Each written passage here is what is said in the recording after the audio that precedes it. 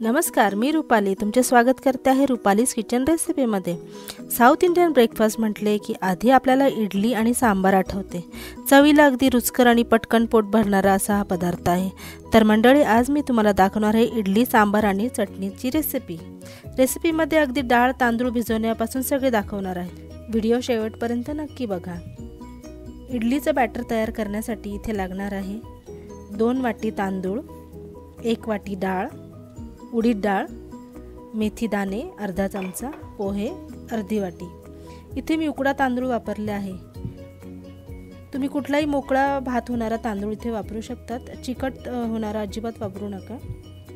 डाळ आणि तांदूळ स्वच्छ धुवून 5 ते 6 तास भिजायला ठेवू।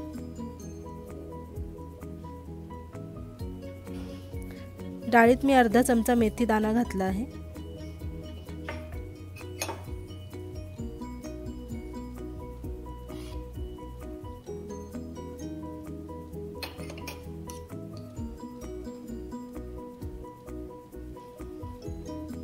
पाच ते 6 तासानंतर डाळ छान भिजली आहे, तांदूळ पण छान भिजले आहेत। आता मी यात अर्धी वाटी पोहे भिजवून वाटणार आहे।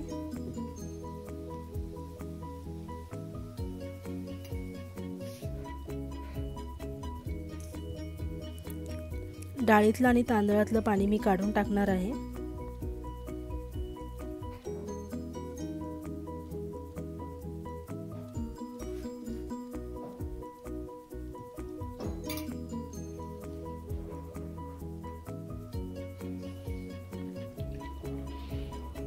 सर्वात आधी मी इथे डाळ वाटणार आहे।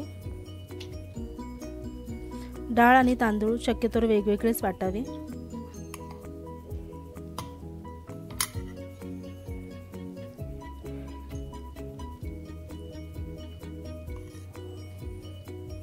डाळ तांदूळ पोहे छान असे वाटून घेतले आहे। अशी कन्सिस्टन्सी दिसायला पाहिजे बॅटरची। 7 ते 8 तास आपण बॅटर फर्मेंट होण्यासाठी ठेवू। हा दुसऱ्या दिवसाचा सकाळचा व्हिडिओ आहे।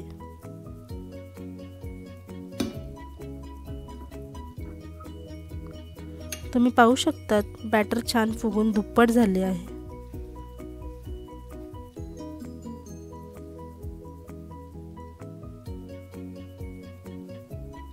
आता मी यात चवीपुरते मीठ टाकते आहे।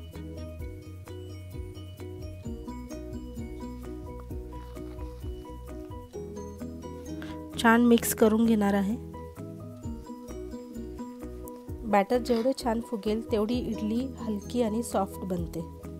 मी इथे माझी ट्रिक सांगते आहे। हिवाळ्यात आणि पावसाळ्यात बॅटर नीट फर्मेंट होत नाही, तर माझ्याकडे ओव्हन आहे। त्या ओव्हनला मी प्रीहीट करून बंद करून त्यात बॅटर ठेवते व छान बॅटर फुगते। त्यानंतर माझ्याकडे असे स्टीलचे इडली पात्र आहे।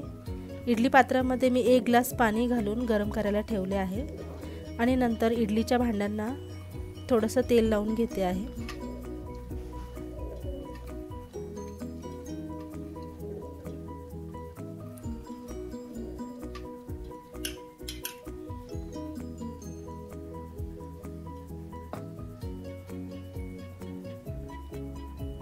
इडलीच्या भांड्यांमध्ये बॅटर मी अगदी काठोकाठ न भरता थोडे कमीच भरते आहे, जेणेकरून इडली फुगून एकमेकांना चिटकणार नाही।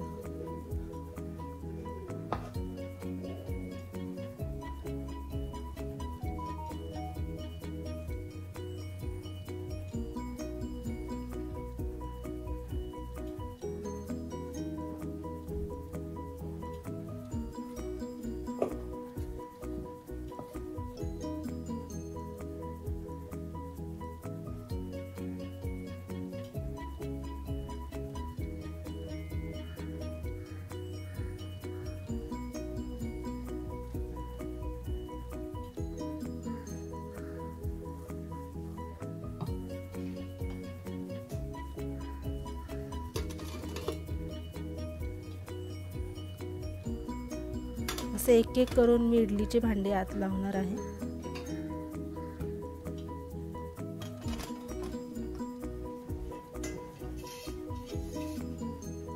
झाकण लावून 10 ते 15 मिनिटे इडली वाफवून घेऊया। 10 ते 15 मिनटं झाल्यानंतर तुम्ही पाहू शकतात काय छान इडली तयार झाली आहे। थोडे थंड झाल्यावर मी चाकूच्या सहाय्याने एक एक इडली काढून घेते आहे। किती इझिली इडली निघाली आहे आणि काय छान फुगली आहे।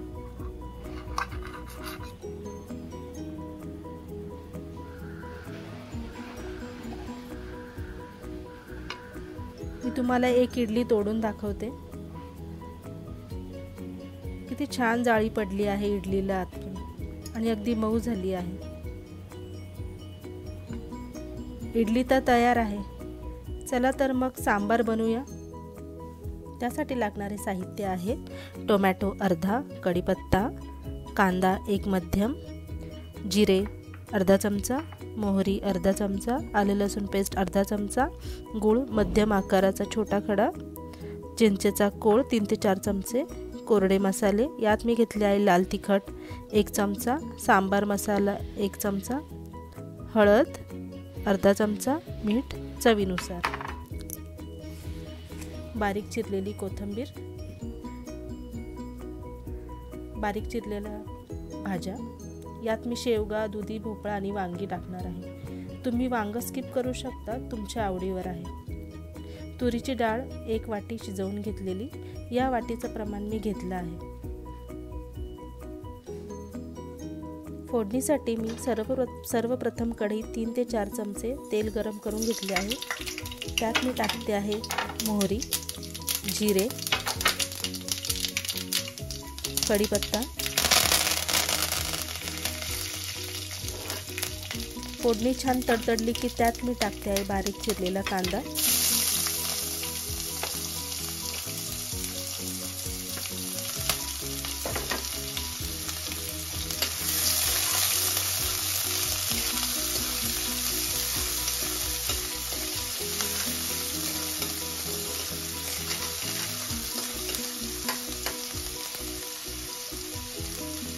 कांदा थोडा शिजला की त्यात मी टाकते आहे आलं लसूण पेस्ट,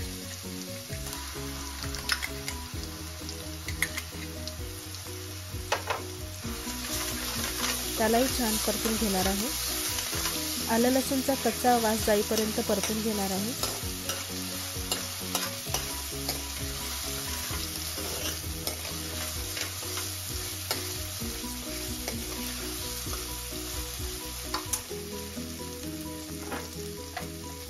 आता यात टाकणार आहे बारीक चिरलेला टोमॅटो,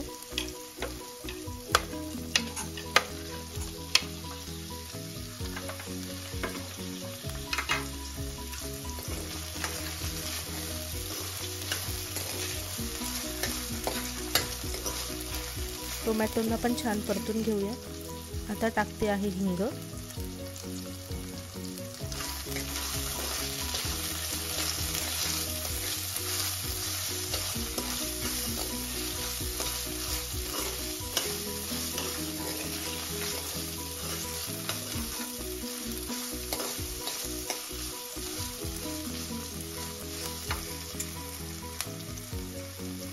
आता वेळ आहे कोरडे मसाले ॲड करायची।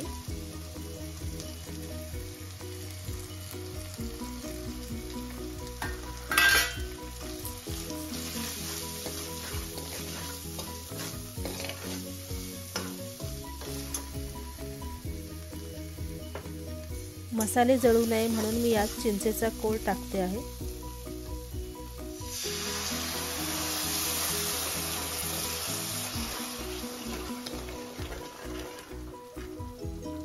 थोडे पाणी पण टाकते आहे।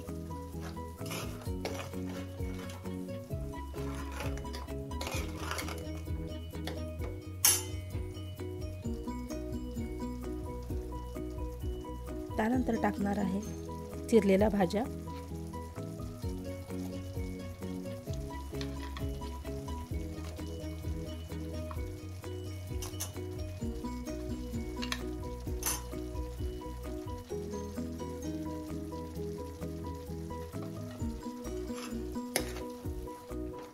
भाज्यांना छान परतून घेऊया।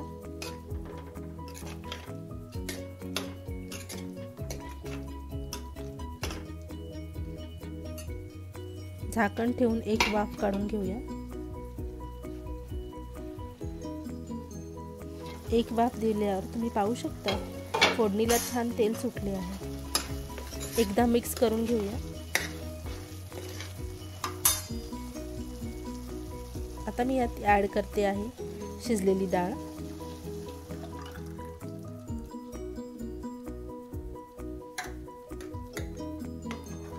त्यालाही छान मिक्स करून घेऊया.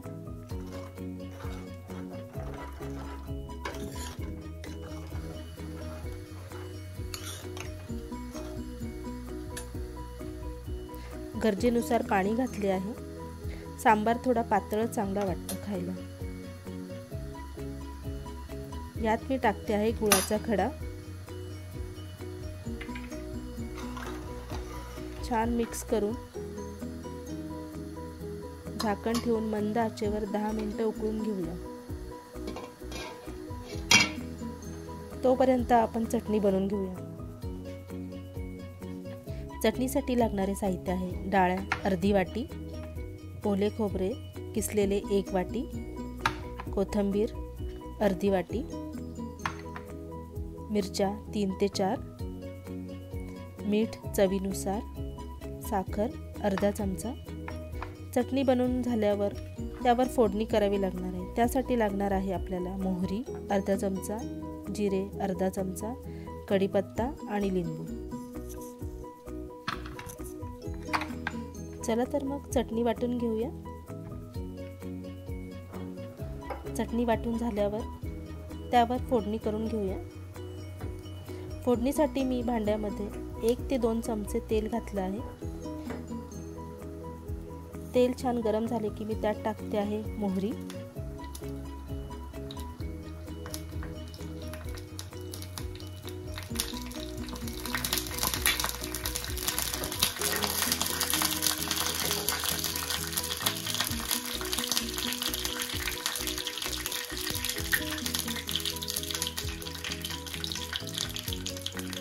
मोहरी छान तडतडली आहे.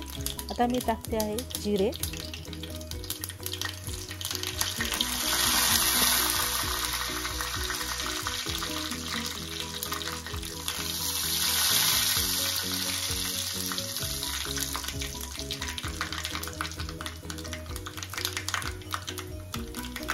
कढीपत्ता. मस्त अशी फोडणी कडक तयार झाली आहे. आता ती आपण चटणीवर टाकून घेऊया.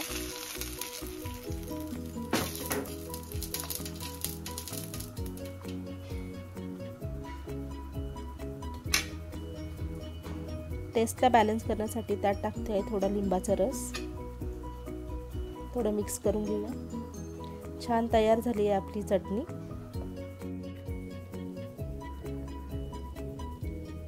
सांबार, चटणी आणि इडली तर छान तयार झाली आहे बनून. तर वाट कसली बघताय? तुम्ही पण घरी नक्की ट्राय करा आणि माझ्या चॅनलला लाईक, शेअर आणि सबस्क्राईब करा. भेटूया लवकरच नवीन रेसिपीसोबत. तोपर्यंत धन्यवाद.